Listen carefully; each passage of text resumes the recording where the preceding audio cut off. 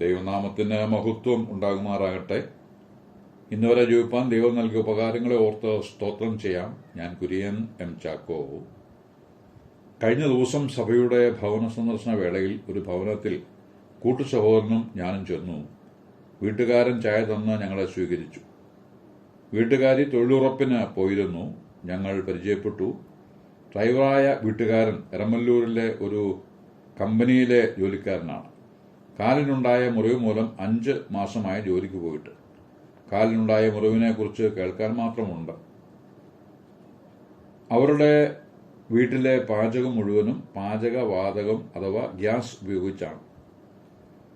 അതുമൂലം 30 ദിവസം കഴിയുമ്പോൾ ഒരു കുറ്റി ഗ്യാസ് തീരും. ചുറ്റുപാടുകളിലും സ്വന്തം പറമ്പിലുമായി ഓലയും അടലും കമ്പുകഷ്ണങ്ങളും ഒക്കെ ഉണ്ട്.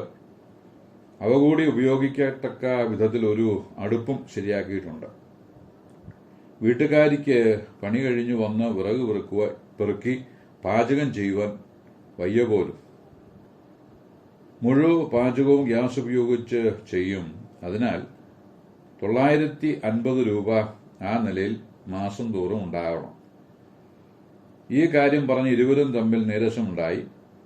വീട്ടുകാരൻ കോടാലിയുമെടുത്ത് വിറക് കീറാൻ ഇറങ്ങി.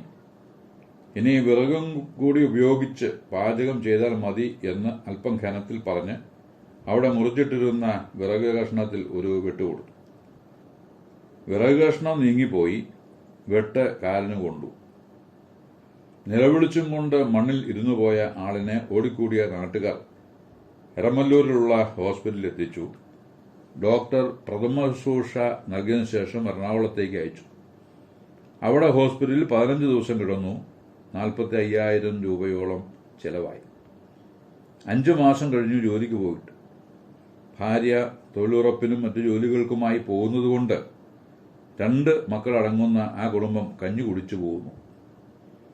950 രൂപയുടെ ഗ്യാസ് മാസം തോറും തീരുന്നു എന്നതിന്റെ അമർഷം എത്തി നിൽക്കുന്നത് 10 വർഷത്തിലധികം ഗ്യാസ് കത്തിക്കാവുന്ന തുകയുടെ വലിപ്പത്തിലാണ്.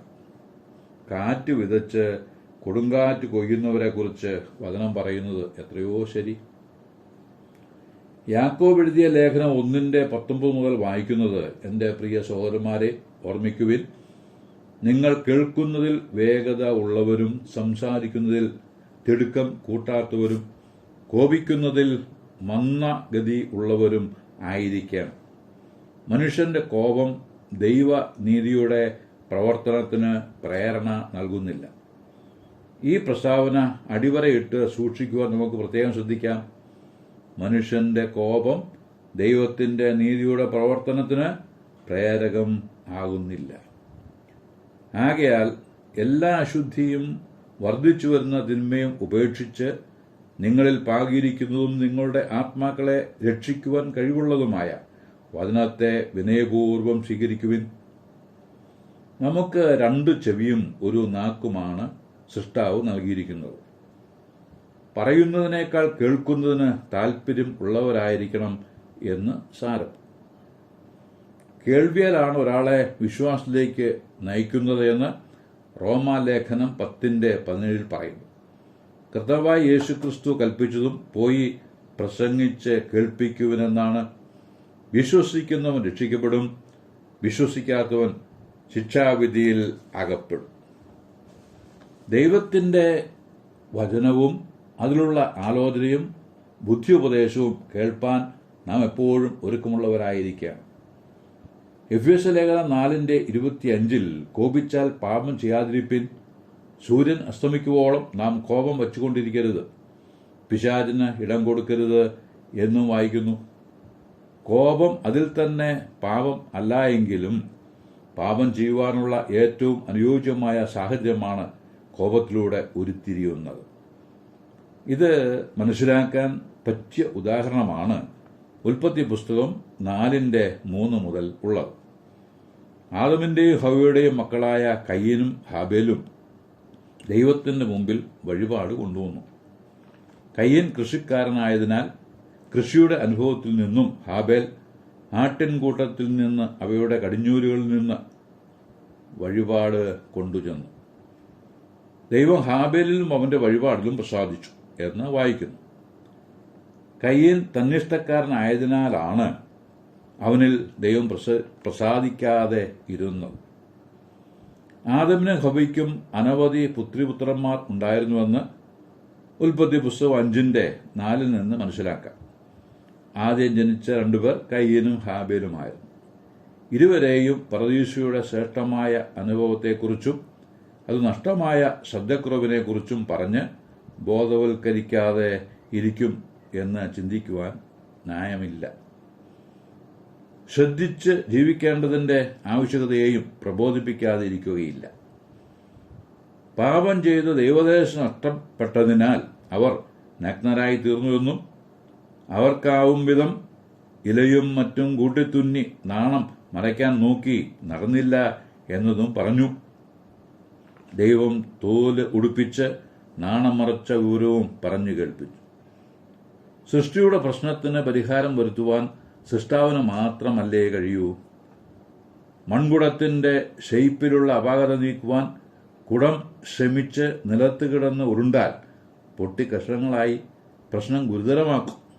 എന്നാൽ കുശവന്റെ കരങ്ങളിൽ ഏൽപ്പിച്ചാലോ ആ കുടത്തെ ഉടച്ചു വാർത്ത് മനോഹരമാക്കുവാൻ കുശവന് കഴിയും.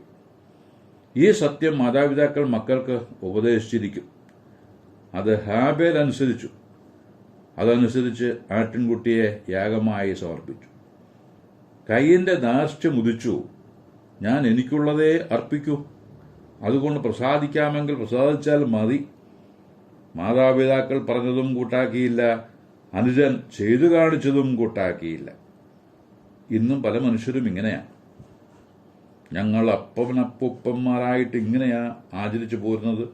അത് വിട്ട് പുതിയ അറിവിലേക്കൊന്നും ഞങ്ങളില്ല, ഞങ്ങൾ പഠിച്ചതേ പാടൂ എന്നും പറഞ്ഞ് മനഃപൂർവ്വം പാപം ചെയ്യുന്ന ആൾക്കാർ ധാരാളമുണ്ട്. ഉൽപ്പത്തി പുസ്തകം 4:5 മുതൽ വായിക്കുന്നത്, ദൈവം കയ്യനും അവന്റെ വഴിപാടിലും പ്രസാദിച്ചില്ല. അതുമൂലം കയ്യന് കോപമുണ്ടായി. അവന്റെ മുഖം വാടി. അപ്പോൾ ദൈവം അവനോട് ചോദിച്ചു, നീ കോപിക്കുന്നതെന്തിന്? നിന്റെ മുഖം വാടുന്നതും എന്തിന്?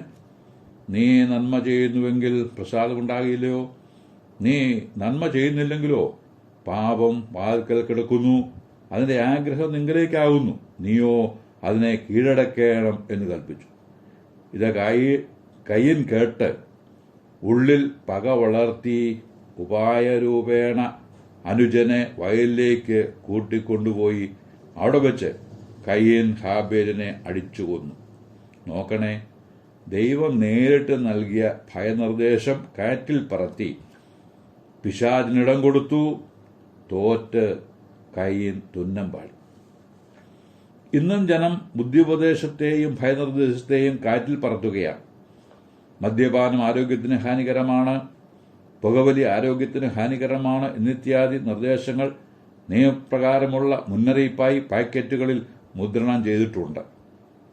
ആ അപകട സൂചനകളെ അവഗണിച്ച് ബഹുജനം അവയെ ആശ്ലേഷിക്കുകയാണ്. അവർ കയ്യന്റെ കൂട്ടാളികൾ എന്നല്ലാതെ എന്തു പറയാൻ? ദുശാഠ്യം നിമിത്തം കയ്യൻ ശാപഗ്രസ്തനായി തീർന്നു. അവന്റെ തൊഴിലിടം ശപിക്കപ്പെട്ടു. അവൻ ഭൂമിയിൽ ഉഴലുന്നവനായി. ഇങ്ങനെയും അനേകർക്ക് അപകടം വന്നു ഭവിച്ചിട്ടുണ്ട്. ദൈവം അരുളി ചെയ്യാഞ്ഞിട്ടല്ല, അരുളി ചെയ്തത് കേട്ട് അനുസരിക്കാത്തത് മൂലമാണ്. കേട്ട് അനുസരിച്ചവരെ ഓർത്ത് ദൈവത്തിന് സ്തോത്രം. കോപിക്കുമ്പോൾ വന്നു പോകുന്ന വാക്കുകളും ശ്രദ്ധിക്കേണ്ടതാണ്. ലൂക്കോസ് സുവിശേഷം 19:22 വായിക്കുന്നത്, നിന്റെ വായിൽ നിന്ന് തന്നെ ഞാൻ നിന്നെ ന്യായം വിധിക്കും എന്നാണ്. നമ്മുടെ വാക്കുകൾ നമുക്ക് പാപകരം ആയിത്തീരാതെ ഇരിക്കട്ടെ.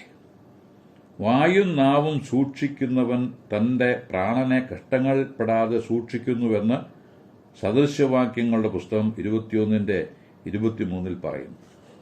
വായെ കാത്തുകൊള്ളുന്നവൻ പ്രാണനെ സൂക്ഷിക്കുന്നു, അധരങ്ങളെ പിളർക്കുന്നവനോ നാശം ഭവിക്കുമെന്ന് സദൃശ്യം 13:3. വാക്ക് പെരുകിയാൽ ലംഘനം ഇല്ലാതിരിക്കില്ല, അധരങ്ങളെ അടക്കുന്നവനോ ബുദ്ധിമാൻ എന്നും സദൃശ്യം 10:19 പറഞ്ഞിരിക്കുന്നു.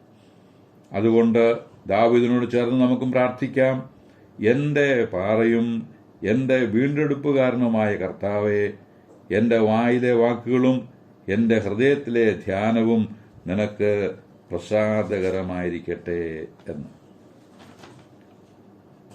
സമർപ്പണത്തിൻ്റെയും വിനയത്തിൻ്റെയും ആത്മാവുള്ളവർക്ക് മാത്രമേ തിരുവെഴുത്തിൽ നിന്ന് ഏറെ പ്രയോജനം അനുഭവിപ്പാനും അവ ആസ്വദിപ്പാനും കഴിയും. സൗമ്യതയുള്ളവരെ ദൈവം ന്യായത്തിൽ നടത്തുന്നു, അവർക്ക് തൻ്റെ വഴി പഠിപ്പിച്ചു കൊടുക്കുന്നു എന്ന് സങ്കീർത്തനങ്ങൾ 25:2 അരിഷ്ടനും മനത്തകർച്ചയുള്ളവനുമായ മനുഷ്യനെ ദൈവം കടാക്ഷിക്കും എന്ന് യെശയ്യാ 66:2 വ്യക്തമാക്കിയിരിക്കുന്നു.